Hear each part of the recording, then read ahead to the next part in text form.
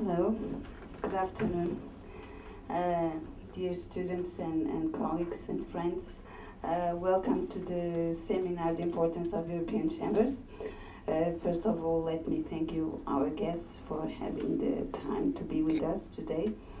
The objective of this seminar is to understand the role and the importance of European chambers in promoting the trade between Macao and the European Union, as well as their role in promoting Macao companies to establish themselves in an European country. The objective is to give you new tools on how to search for relevant information to develop trade between Macao and Europe, along with the knowledge of possible organizations that can help you in that objective. We will also have a presentation about the Enterprise Europe Network. Without further delay, I will pass the floor, if I can say so, to Mr. Franklin Williams, Chairman of the France-Macao Business Association.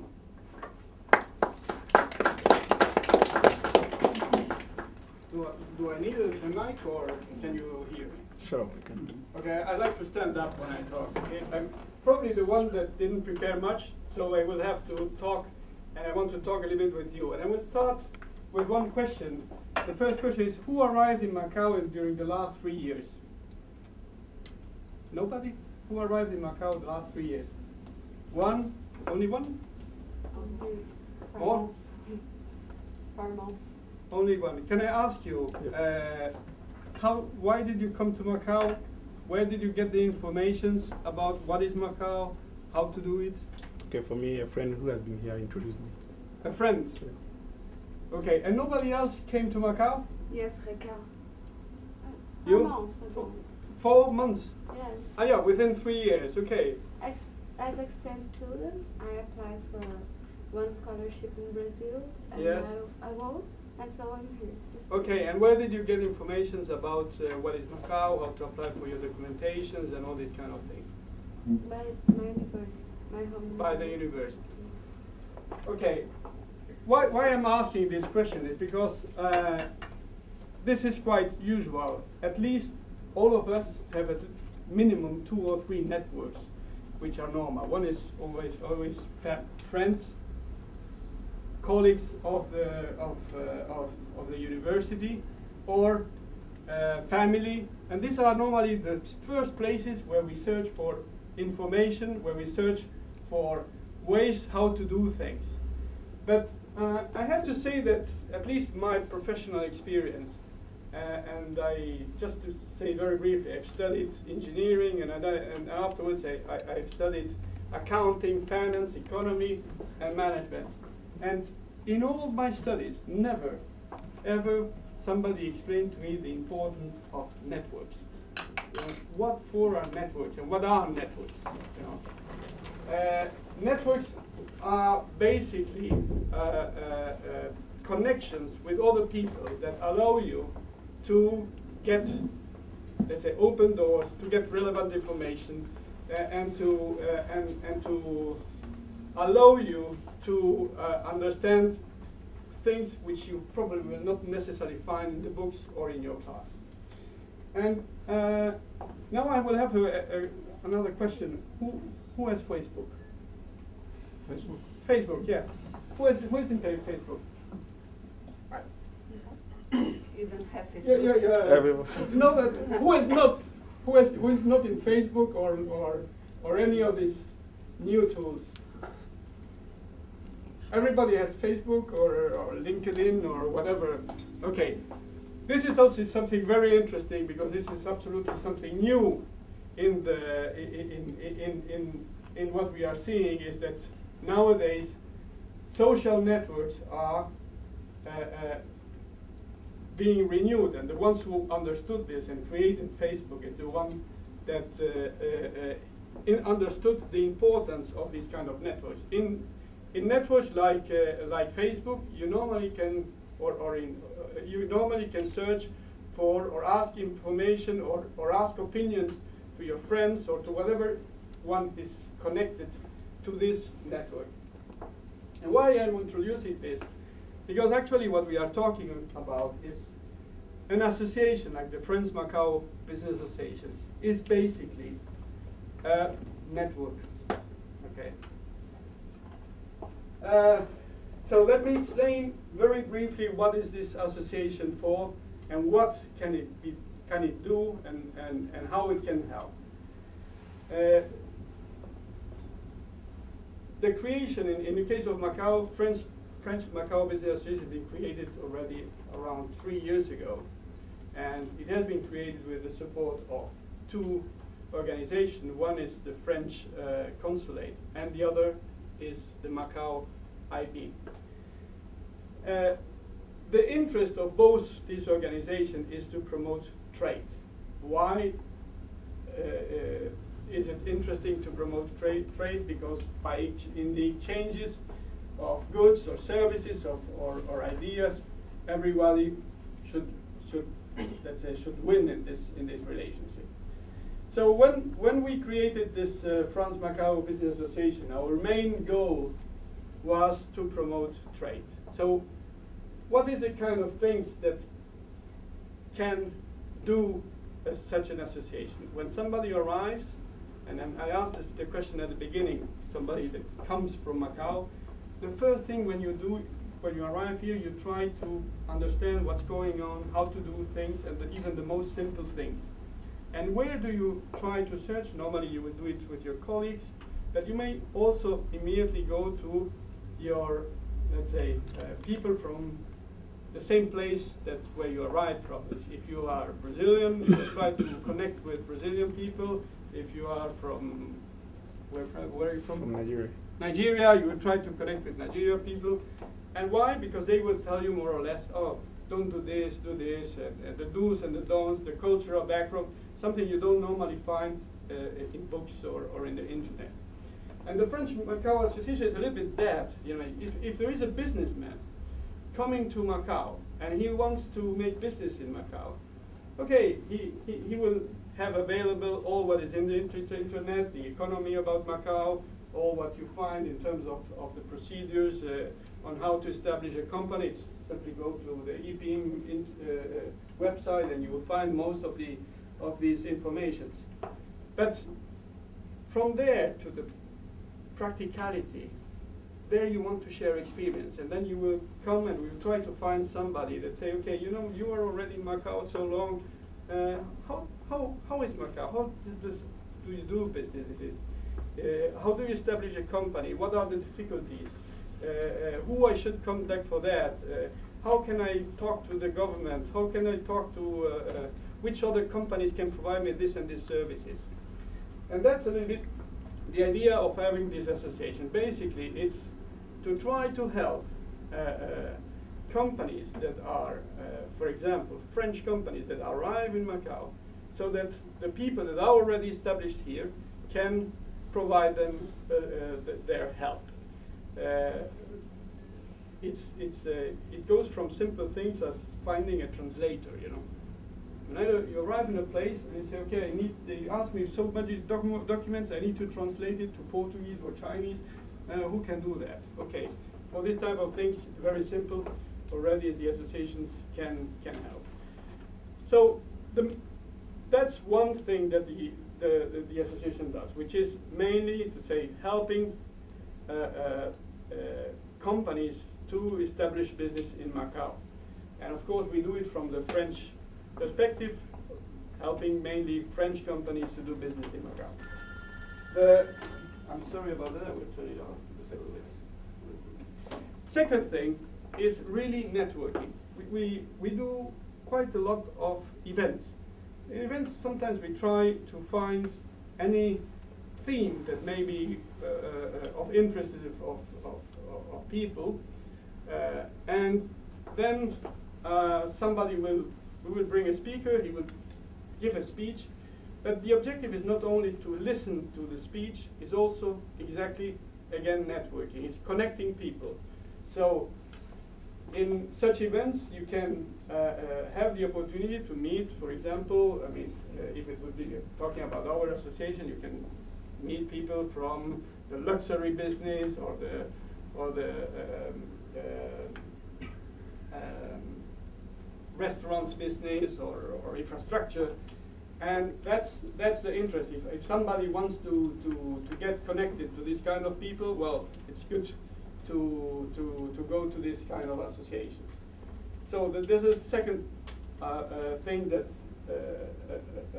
an association as a French Macao Business Association can do. The third one is to mainly organize what we call mostly B2B meetings.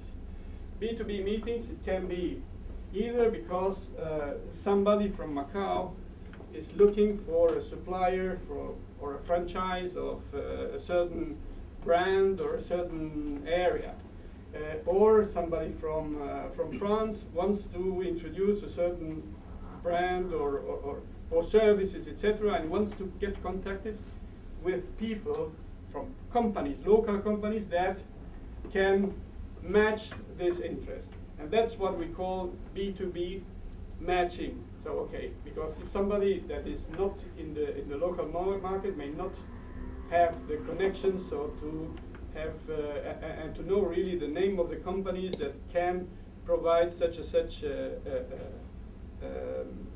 service. Let's say if you want to, if I don't know, Lacoste. Say, sorry for the name, I don't want to do publicity here, but just to say one brand that is more or less known. If he wants to establish and open a shop here, probably he wants to look after a partner in Macao. And then how does he look for a partner? The main thing is to try to understand who are the people that are in retail business, in the luxury retail, and who are potential people that may be interested to invest in such a business. And then you can put them in a B2B connection, and then eventually they may or not reach an agreement. So this is another of the ideas of the use of an association. And then there is a fourth one, which is basically to gather the members and talk about a little bit the difficulties that they may have. And if, for example, one, I just will refer to one which is quite heard about, is manpower and staff in Macao. As you may know, it's good for you because you are students. There's plenty of opportunity of jobs out of there. But if you are in the shoes of the people that need to hire staff in Macao, it's very hard. We don't find the staff. And it's quite a tough market because of that. And this is a problem that they are facing not only the French companies, but all over the spectrum of Macao. Most of the companies are suffering of hiring staff. It's very difficult to bring overseas staff, for example, to import labor. So this is a kind of just an example of a kind of a problem that you may find within all the members of the association. And when we identify such kind of issues, as an association, we can deliver a message to the government. Say, look, we are very happy doing businesses in Macao, etc., but the companies are having some restriction in expanding their business because of, for example, lack of staff. And then it's very different if a whole association conveys a message to the government. It's very different than, for example, if only one company tries to complain and say, "Oh, why don't I get my authorization of staff?" Because if it can be seen as a global problem, or at least from an area of the business. So, to make it short. An association like ours can, I mentioned 4 things. Do you remember what I said? Who can help me? What are the 4 things I mentioned? Networking is one. Networking is one. Anyone remembers any other?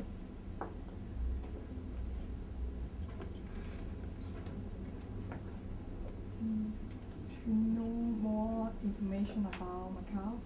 Yeah, sure. That's this one which we call it a little bit like help for people that want to establish or start a business in Macao.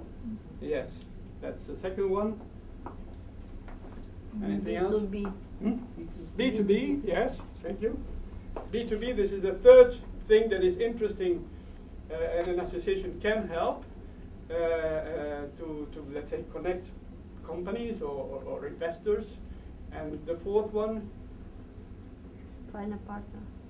Yeah, it's a little bit like B2B, so it's covered already more or less. Push the government.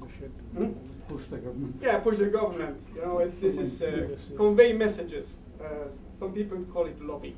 Yeah. But I mean, I don't like to use too much the word lobby because it has sometimes a negative connotation. But it can be seen also as a positive connotation, in which you say, okay, the society has to be able to convey messages to the government in order to eventually correct things if they think it's appropriate. And that's the fourth main objective. And of course, apart of these four things, which I believe are the main ones, there are other things, and which is like participation in expositions and things like that, in which you try to help some companies to promote their brand or whatever. Like, for example, in Macau, there are two big events, MIF and MICEF. These are all things that associations can do. So, very roughly, this is the idea, and from my personal experience, and I told you before, I learned this quite late in my career, is the importance of networks. You know, if you want to make a good career, you need to build up your own networks. It will open doors, and the more networks you can, the more access you will have. It opens doors. If you go to and you're in an association where, I don't know, some companies are which in an area which you are interested in, if you get into this association, you may have the possibility to interact with the person, and eventually it opens a door in a certain moment where you may need it, and it's very important. I mean, in Macau we are, or you are, in a situation which is very, very unique in the world, which is probably most of you won't have much trouble to get a job. But it's not the case in most of the countries. In most of the countries, getting a job is very tough, and it's a lot of competition, and having good marks is not enough. You need to have the connections, or guanxi. This is very important. And how do you get the connections? Is one of the ways to getting this is to participate in association. It can be different things. It can be, of course, alumni association. It can be sports association. Sometimes, you know, a lot of people play golf.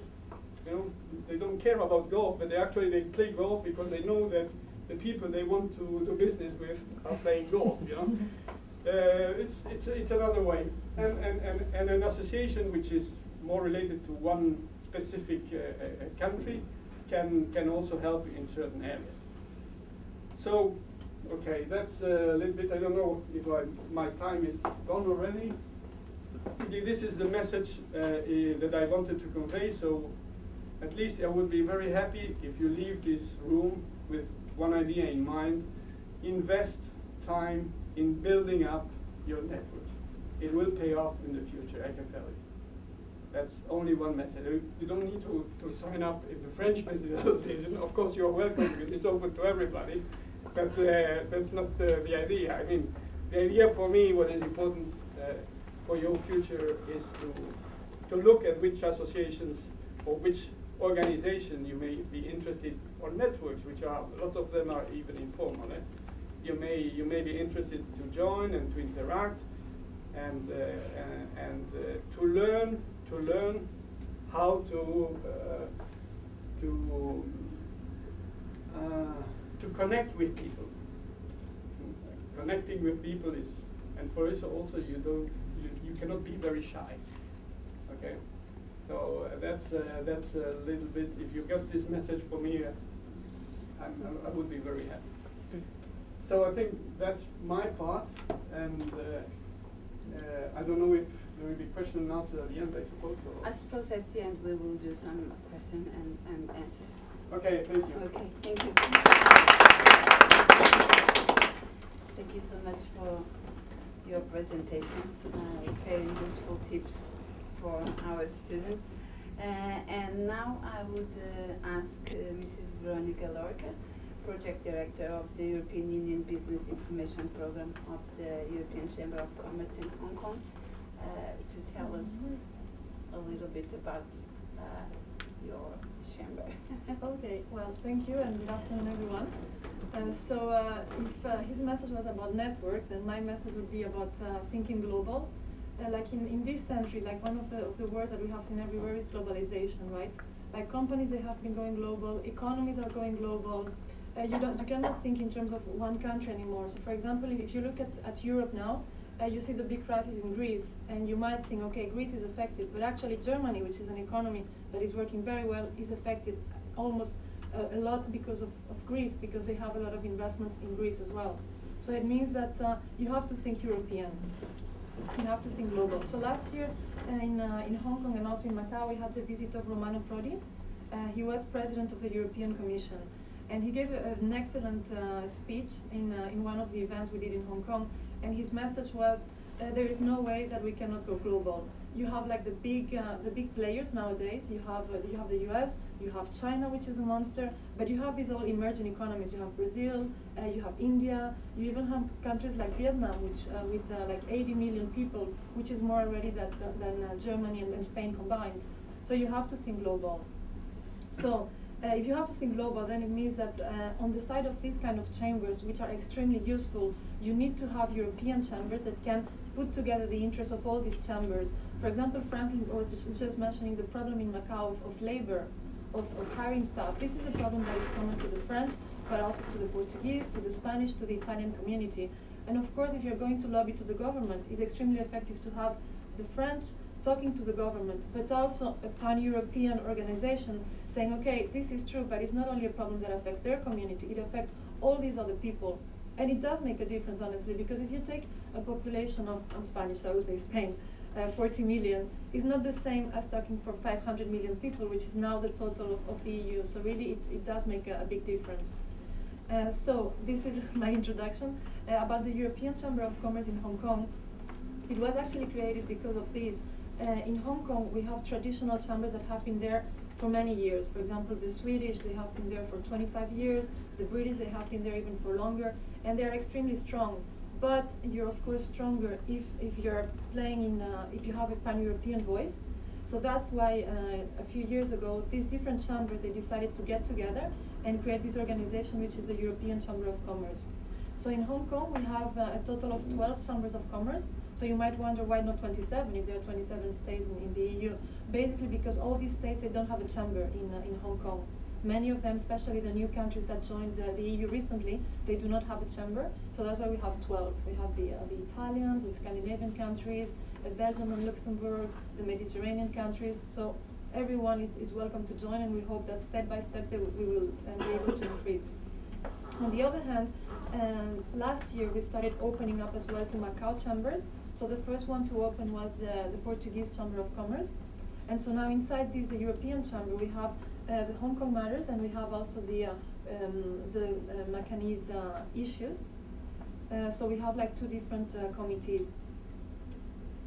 About our organization, the final goal of the European Chamber is to promote the EU. So this is on the one hand, but there's also the European Union delegation, which is representing and promoting the EU. The difference is that they do it from a very institutional perspective, whereas we listen to business. We really listen to the business community is telling us what are the problems that they're facing when they do business, and what we can do on practice to try to solve these issues. So how do we solve these issues? So luckily, we received a project or a solicitation from the European Union that is called the European Union Business Information Program. Maybe you have it here somewhere? No. Well, anyways, okay. So this basically was some funds that were given to us by the European Union, together with some partners in Hong Kong and Macau, one of them being the Institute of European Studies, to try to promote actually the EU, but also to improve the business environment for European companies in Hong Kong and Macau. And so how we do that is we have different channels. One of them is participating in fairs.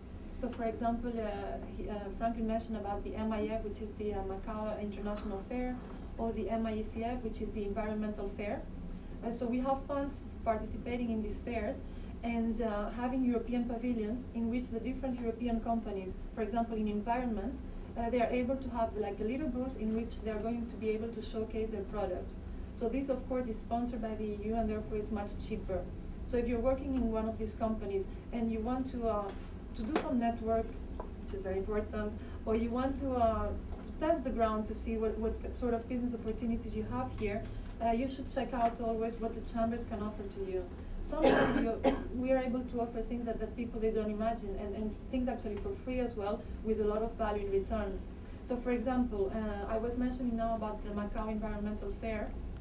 We had this European pavilion with around 37 companies, and from different sectors. So we had renewable energy, these wind turbines for doing energy, waste management, like a lot of different industries. And what the organizers did together with us is to do like B2B meetings, so between the exhibitors and Macau companies that were interested in this kind of European technology.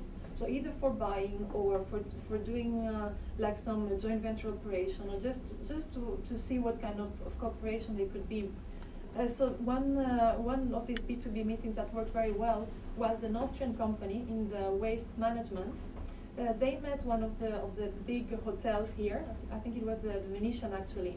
And so they got this agreement on how all the waste that is produced by the Venetian every day, and that must be tons, how this could actually be used by a waste management company. So it was actually very useful, and you get results. So you should check what sort of agreements or deals you can get with the different chambers. So regarding the other objectives that we work on, one of them very important right now is the promotion of the EU. So of course with the crisis right now there is a very bad image of Europe in this part of the world. You open the news, the Financial Times, Moody's is downgrading us every day. But people are still doing business in Europe, so there are still business opportunities. And so this is one sector that is very important for us, is try to give information on what is really going on in Europe. So how we do that is by organizing seminars, and we bring people from the EU, for example, people from the European Central Bank. We recently had like different people from the board explaining, yes, there is a crisis, but yes, at the same time there is a reform. So there is a bright light at the end of the tunnel, let's say. So we have people coming from the European Central Bank, we have commissioners as well, and we had bankers coming. And so promoting the EU is not only promoting the EU as an economy, but is also giving information about the regulations, about the whole framework that is going on in the EU. So there are more and more directives. The directives are the regulations or the laws that are implemented in the EU, and these cover all the different countries. So of course, if we want to promote the EU and doing business in the EU, in Hong Kong and Macau, we have to give information about the markets in Europe. So we try to bring as much information and as much transparency as we can regarding on how to do business in Europe. So if you want, for example, to make a distribution in Europe, you have to know what are the transport regulations, what is the VAT. If you're going to enter Europe, what is the tax that you're going to pay. So all this is information that we are able to provide. So information for us is critical. It's really the key to improve the trade and the investment relationship between the EU and, in this case, Macau. Some other initiatives that we're working on that are extremely important is what we call market access. So from a European perspective, if you want to do business in Hong Kong and Macau, you might find a lot of opportunities, but at the same time there are a lot of challenges. One of them he just mentioned is, for example, the problem of finding labor. But you will find that, for example, when you are trying to do business, especially in China, it's quite complicated to access the market and to get the information. So in this sense, we are trying to give support to the companies on how they could enter China through Macau or Hong Kong. So in this sense, for example, we are now planning a seminar on what is called CIPA, the Closer Economic Partnership Agreement. And this is extremely, extremely important for companies based in Hong Kong or Macau, because it gives them a lot of advantage if you want to enter the Chinese market. So CIPA, this agreement between Hong Kong and China, and between Macau and China, it was signed like around almost 10 years ago. And every year, they are upgrading it in order to include more and more industries. So once you're working, you should really check what advantages you have by being a company established in Hong Kong and Macau. Or even if you're a European company, it's always easier to do business with China if you're going through Hong Kong or Macau. So one of our big challenges and big objectives is actually try to sell Macau in Europe as a hub for China. This is one of the great advantages and one of the flags that Macau should be carrying, that Macau can really be carried for different reasons. You have, of course, the language, you have the historical reasons, but you also have the business reason, which is it is easier to do business in China from Macau. So this is a message that is quite important. Another point that is also regarding market access is regarding information. Sometimes companies, they really don't know how to start a business. So you have a lot of questions like where do I register my company, how do I get the papers, where do I get the translators. So for all of that, we established a project that is called the European Union Business Information Center. It's free of charge, and it's an online service, but also with a physical platform that I think you'll probably talk about this a little bit later. Receiving inquiries on all sorts of things, mainly about regulation and about how to enter the Chinese market or how to enter the European market. So I'd like to say also a few words about lobby. I like the word lobby. It's a very good work that the chambers can do at the national level and also at the European level, is try to lobby on behalf of the companies. So for example, in Hong Kong, we had a recent case that is quite interesting. And is in Hong Kong because of the space and because it's so small, all the companies are facing the problem of school issues, school for the kids. There are simply no enough places for kids. So you might think that this is just an education issue and you can talk to the education bureau and that is solved. But this implies a lot for people doing business in Hong Kong. You have a lot of expats, over 20,000 Europeans living in Hong Kong. If you don't have schools for the kids, it means that the companies are not coming anymore. And this is facts. There are a lot of companies, European companies, that are going to Singapore. They're not going to Hong Kong anymore because they don't have space for the kids at school anymore. So all the chambers, they were talking individually to the government, so to the education bureau in Hong Kong, sending exactly the same message. So this is lobbying. This is, you're talking to your members who are the European companies. They're telling you, we have this problem, we are not able to bring people in, so you have to help us. So lobbying is basically that, is helping companies vis-a-vis the government. And that's how we can actually help the chambers by aggregating this interest, but indirectly also the companies. So this is another important message, that all the problems that are faced by the companies, they should be told to the chambers. And we have this power. We have the power when we have all these same messages together, when we aggregate these interests, we can send these messages to the government. And they reply, actually. We have meetings with them, they reply to our inquiries. So it's a very effective tool, actually. And the bigger the community, the better. So that's why we want to send this pan-European message. So this was just an example, but another one that is very interesting is now, you know that the renminbi is becoming more and more international, and especially in the case of Hong Kong, there are more and more products that are being issued in renminbi, financial products. I'm not an expert in that, but you have a lot of business opportunities that are out there, and a lot of players, a lot of financial players, especially of course Europeans, they want to do business with that. The problem is that they are not sure that there is not discrimination with Chinese companies because of lack of information or because of lack of know-how. So they want to make sure that they will have access to this sort of opportunity. So they come to us and they tell us, please give us this information, please talk to the government and let them know that we want to be there and we want to have all the same opportunities as the Chinese companies or the local companies. So these are examples as well on how the communication is extremely important and getting all the information from the members to the government and from the government back to the members. So that's also how we play in the European company. So another point that is very important in terms of lobbying, and this is one of the major issues that the EU has when we are doing business with China, is the intellectual property. So intellectual property, it means copy. It means basically all the fake things that you see around in the markets. And so of course this is a big problem for European companies. They come to us and they tell us, yes, for example, we are selling this water, we want to sell this water in China. How do we do it? And so we do like a lot of events to try to give them like real, timely and useful information on how they can do business. So precisely about this bottle, for example, the first thing is that you have to register this name in China. And you have to register, as it is Vitalis, but you probably have to register the Chinese name as well so that you don't get copied. And you need to have information, okay, so if I'm going to register this, how much is it going to cost and how do I do that? So we do a lot of events to provide this kind of very, very specific information that is going to be very useful if you're doing business in China, and you probably will. So there are a lot of different other topics in which we are doing lobbying, but these are some of the big examples.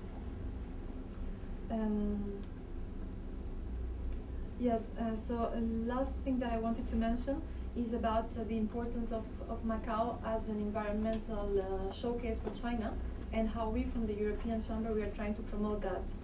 So in Macao, the number of European companies in the environmental field is extremely big.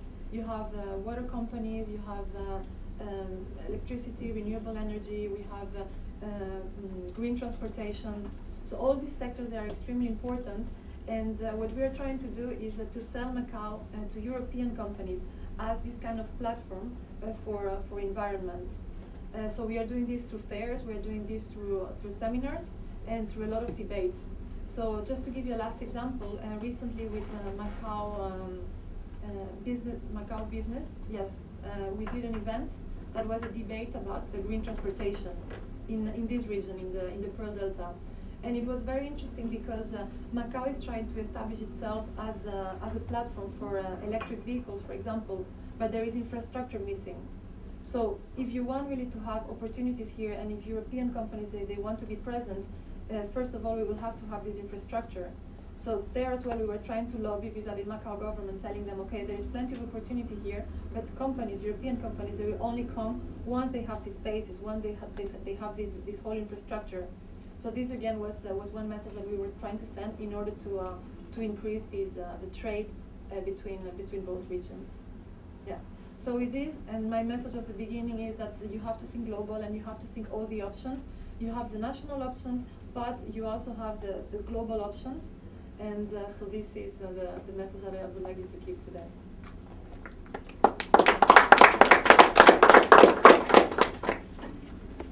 Thank you, Veronica, for such an interesting presentation with a lot of information for you. And now, we already know Mr. Sass-Marx. We have made a visit to the Institute, who will tell us about the Enterprise Europe Network a little bit, and the contact point that exists in Macao for the Portuguese Enterprise Europe Network.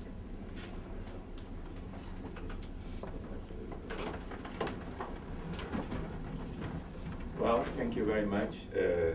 As a matter of fact, what I was supposed, or I'm supposed to be saying, has been covered by my two very good friends already. But I will only add a few points in regard to the one important issue here, which is information accessibility. So we want to do business. We have the networks and so on. But as Veronica mentioned, I mean, how about information? So information where the information comes from, what kind of information, what is the quality of information, how reliable we can, how much we can rely on that information. All of those points are important issues that we try to cover since many years ago. Actually, the system of providing information to Macao business, which was initially established with a partnership between our institute, the IPIN, the Institute for the Promotion of Trade and Investment, Macao Institute for Promotion of Trade and Investment, which is a government department, a government agency, as well as the BNU, the Macao Bank. We established this system since 1990, 92, 93. Before it was a service provided by BNU. It was actually located inside the building of the BNU. And then when our institute was created in 1996, that service was transferred to us, and so we start to take care of the management of that kind of service. So what is the basic idea behind that service? The basic idea is that if someone wants to do business with Europe, then probably, even before going, well, let's put it this way, in the 1990s, everything such as the chambers in Macau were non-existent. And even in Hong Kong or Singapore, we used to get questions from Singapore because, and from mainland China, because the relations between the EU and Asia were very weak. You know, even with China, there was very little relations, and the business over there, they used to come to our center and to ask about mainly market access information into the EU, in things such as if I want to export T-shirts to the European Union, what should be the requirements? Okay, because as you know, the European market is very regulated. Is a tremendously regulated market where everything has a norm. Everything, you know, there are so many harmonized laws and harmonized regulations, whereby if you really want to be able to get into that market, you need to know this information in advance. So we provided this kind of information through a network. Again, there is a network. This kind of information was provided through most of it contacts by internet, and so we were able to give a very precise answer to a specific question in about 1 week time. That was the basic advantage of that information. So whoever come to us and ask us one question, we would be able to do it, and we will be able to reply to that person, you know, in a relatively short period of time. However, unfortunately, the EU is very innovative. Sometimes innovations do not come at the best moment, or they are not really that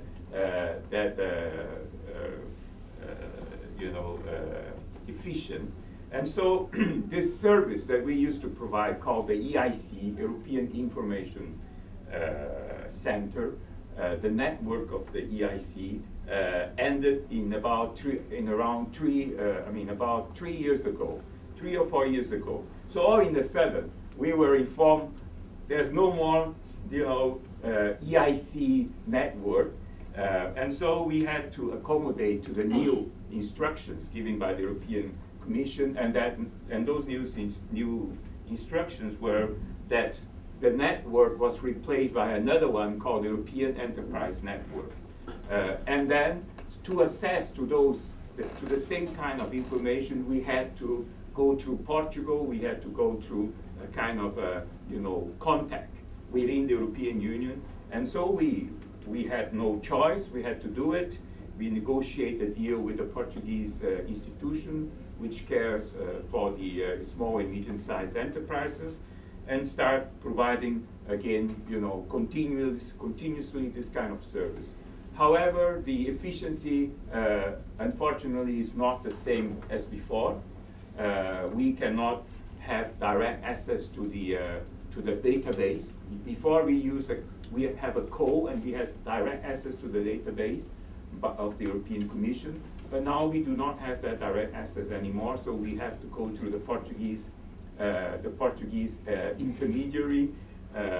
And many times what happens is that they are not really interested, or they do not have, they cannot provide, or they don't have time to provide information regarding non-Portuguese European companies. So this is one of the problems we are facing now, and this is why our objective, as Veronica mentioned, we decided to make a change. And besides that, there was another big problem, which was before we could use the image of the the EIC Euro-Info Center and the logo and everything. That was no problem about that. However, with the new platform, the EEN, we were prohibited to use the image of the European Enterprise Network. Therefore, how could we promote a service? How can we present something or identify this kind of services if we could not use the image, the logo, and even the paper, of the platform. So we are on a transitional period.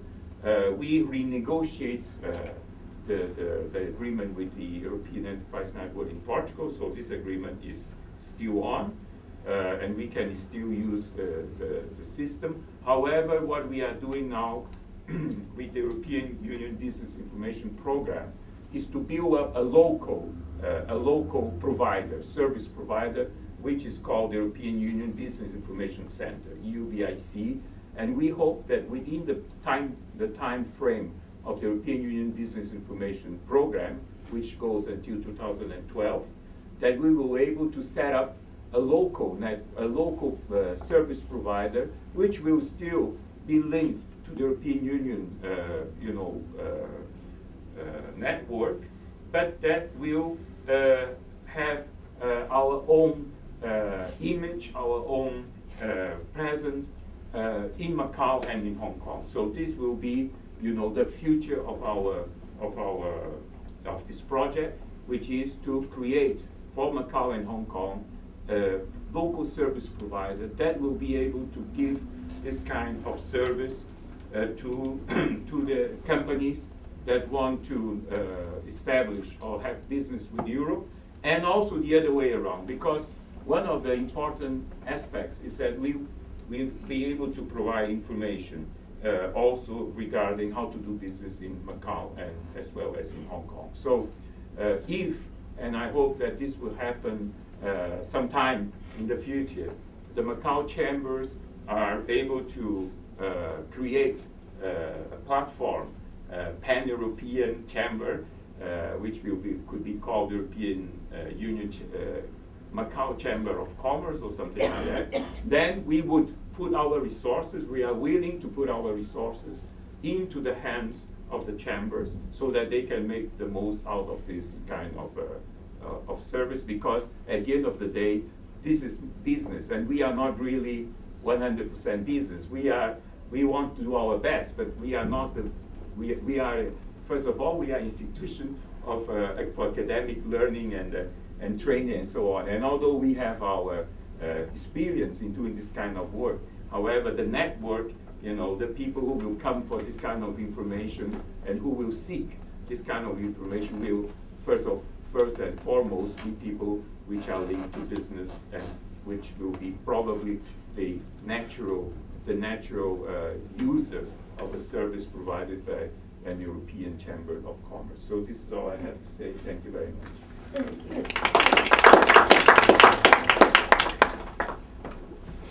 Thank you for the information provided to us. And now I would ask the audience if you want to make any questions to our guests. Now it will be the time for you to take any doubts or make any questions. Well, I can start. It's quite interesting. This is immediately some problem with the network just happening. This cut in the information, how can be explained? This problem with the database, why was cut the access? You are representing the EEC in a way. This is an interesting subject. Cuts the information accessibility. You know why this happened? Well, maybe I think what we know, and we were informed about, was that there was a new regulation whereby only European-based institutions or institutions which have, for instance, our IEM is a Macao-based organization, so we would not be able to get access to that database. However, the European Chamber of Commerce in Hong Kong, as well, if Macau, any of the European Chambers of Commerce in Macau, they would be able to get access because they are Europeans. We are not Europeans, we are Macanese. So this is a kind of, although we work for free to promote European Union, you know, however they discriminate against us. Which is quite troubling. We are here for 400 years. Watch is here for 400 years. This kind of discrimination is a bit troubling in the East. But this is common, and this raises another problem. Competition between countries inside this kind of European organizations. And these things, that's why network, it's very interesting, but has limits. And the limits is when you want real good information and it's not given to you. You never know the value of information. I think it's better to know the value of information than the networking by itself. Has limitations, networking has limitations. There is a law, it's the Pareto's law. Only 20% of your friends, Facebook friends, whatever, has some value. The rest is valueless. The 600 friends people have, now people have 800 friends in Facebook, they collect friends. And the value of this friendship is very little. So there is a problem, is the quality of friends, the quality of your connection. Sometimes 1, 2 friends are really valuable. And the rest is useless. Useless. And sometimes it's bad for you to have some of these friends. And the quality of information, same thing. I have some same background as you. I'm an engineer by training, then I gravitated to finance, stock exchange investment, etc. So I'm an information collector. And the truth is very difficult to find good quality information. That is really the thing. I'm not a student here, I just came here for information. But that's a good lesson can give to everyone in here, is people should learn how to get the best information from the millions of things you can read and access today. That is the most difficult thing to get, is how to collect real value information. I don't know, this is a competition with network, because when people think of network is to get this kind of information, but there are limits. People will not tell you the really good information. You need to be a really good friend of that person. And so this also goes to when you have also back to the lobbying, etc. The problem is you have many countries in here also. There are many countries in competition. So this raises some problem. When we are going to ask this kind of chambers, especially this set of chambers for information, you are giving your business information. You are telling what you want and what you are looking for. And we are never sure where this information goes. This is another problem. There's a little nuance in that we are not giving information. We invite people to give information. Yes. You want information? No, you want. This is a problem of of interaction. No, we don't deliver directly any information. I'm not here talking for myself. Actually, the message I sent about the problem of schools or the problem of IPR, intellectual property, is problems that are told by companies to us. So that's a good thing. There's full transparency. In terms of information, I totally agree that there should be more public information, and that is actually one of the points that is in the digital agenda of the EU, in the digital agenda of Hong Kong and the digital agenda of Macau. And it is a huge thing, and we are trying to promote that. Accessibility to information, public information, and free information. And actually we are doing an event on that, so if any of you is interested, we are doing this on the 7th of June. We are doing an event exactly on the importance of information and the importance of public information. You'd be surprised, in the EU, there is a new sector that is called public sector information. It's known as PSI. And this sector is how you can create new business opportunities out of simply public information. You get information from traffic, you get information from public health, and by combining this information that is free, you can actually create new applications, even apps for your iPhone. This is 27 billion euro in the EU. So this is a sector of opportunity, not only because you want to access information and because it's transparent, but because there are business opportunities out there. And so Macau government, Hong Kong government, they want to know more about that. So we are actually inviting an expert on this topic to discuss how important it is, and that this information should be accessible, should be transparent, and it should not be given by us, but it should be given by the public entities. So you're welcome to join us, and it's 7th of June in Hong Kong. In Hong Kong, Yes, and it's precisely about the importance of what you just said. I would like to comment a little bit. You mentioned a lot of things, so I'm trying to remember a little bit some of them, and I'm trying to well, it's about information versus networking. Yeah, I mean, the first thing about my comment about information, maybe I will disappoint you. You will never get the right information or the perfect information. It does not exist. Yeah. Simply does not exist. And actually what happens in the real world is that you end up searching for information out of different sources and crossing the information, so that at the end you make your own judgments about what is right or wrong, which even maybe for you may be one thing and for another will be a different thing. And I give you just an example, very simple. I mean, maybe you work for a company and you arrive and you say, okay, my company can do this, this, this, this. And the first thing I would say, I will look, of course, at your CV. I may ask a financial bank to have a look on your financial situation. This is fine. But at the end, I will go and ask around, who is this Mr. So-and-so? Can we trust him as a businessman, etc., etc.? And normally this kind of information, you don't find it.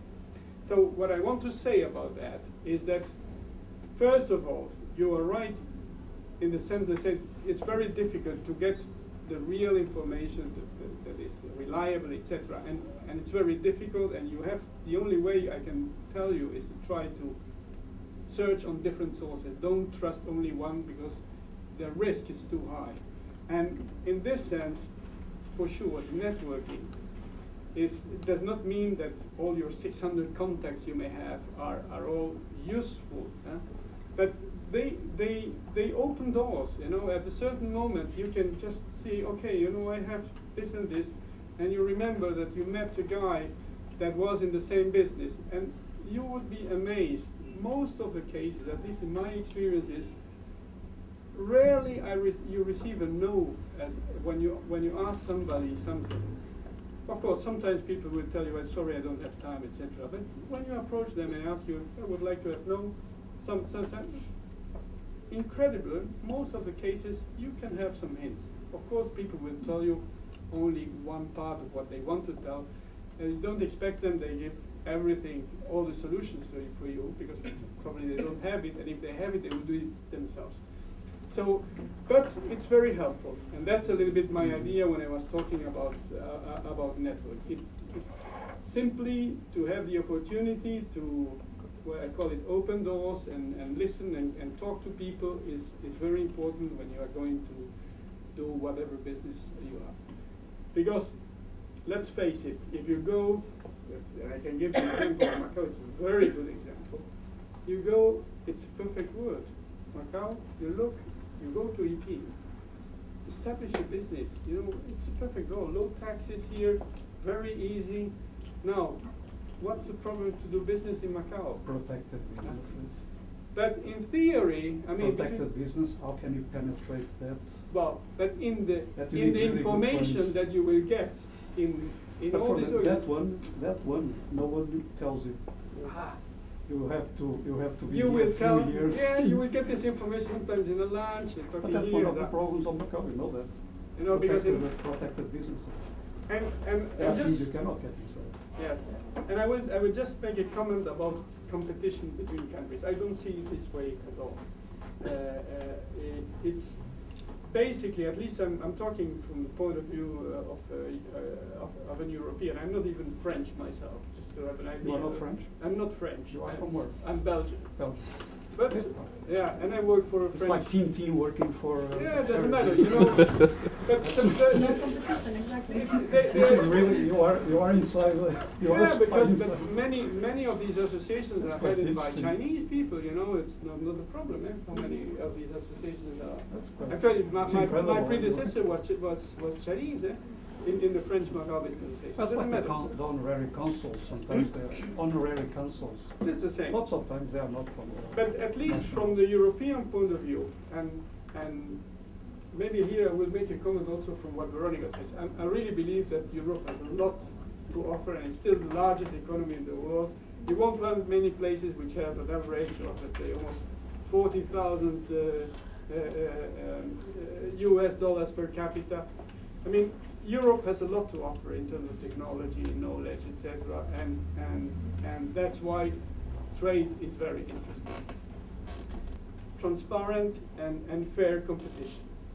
That we want to make sure that it's really accessible for foreign companies, which is not always the case, because sometimes you have, I mean, bureaucratic hurdles, or you may have political hurdles. You know, but at the end, when there is a big work to be done, we give preference to X type of companies, and not necessarily to the ones that are the best in terms of technology or pricing or whatever. So, of course, company by company, we live in a competitive world.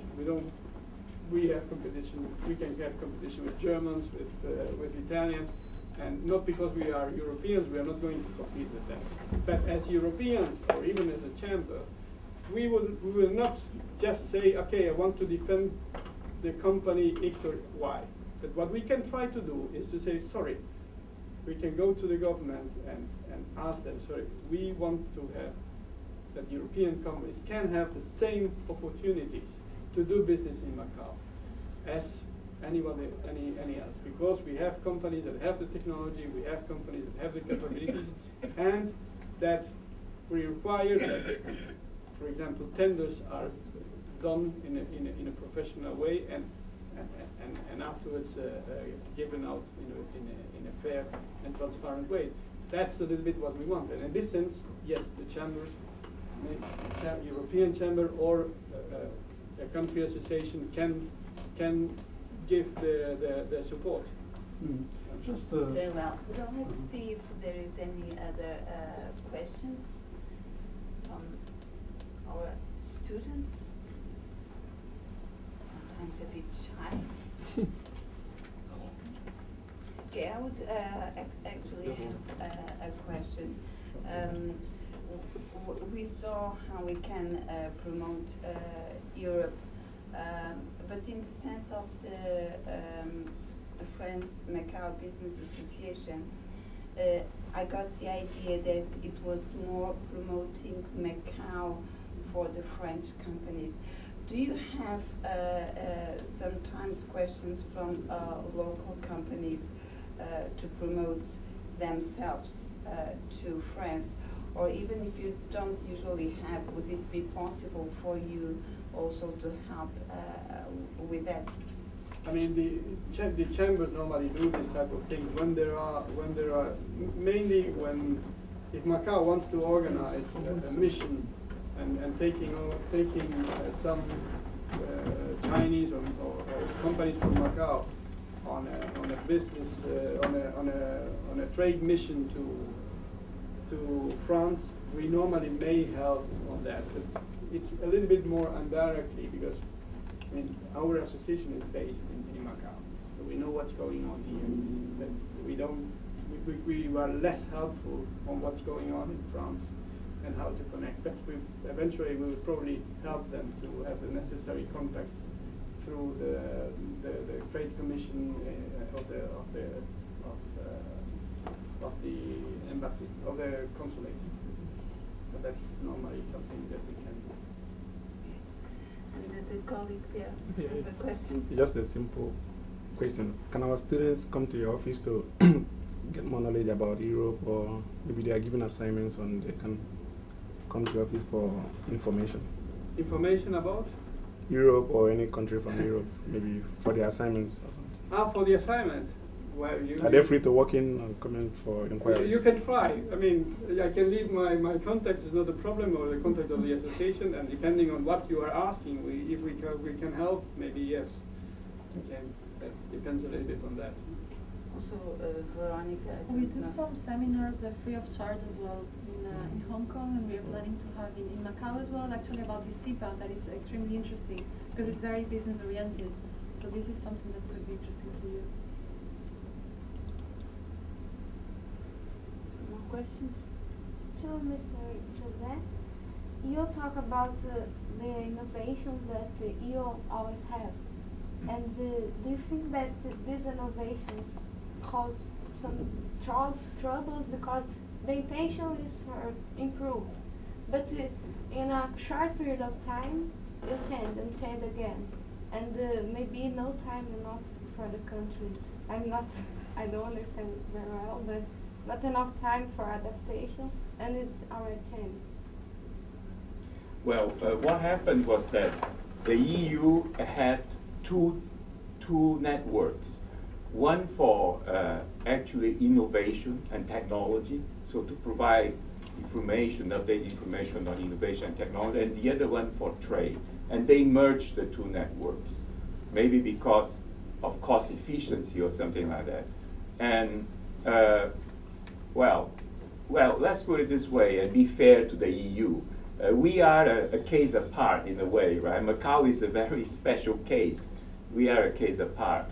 And so, well, they had eventually measured all the advantages and disadvantages, and they decided to opt for a certain model, maybe even to protect some data assets or something like that. I don't know. This might be the case.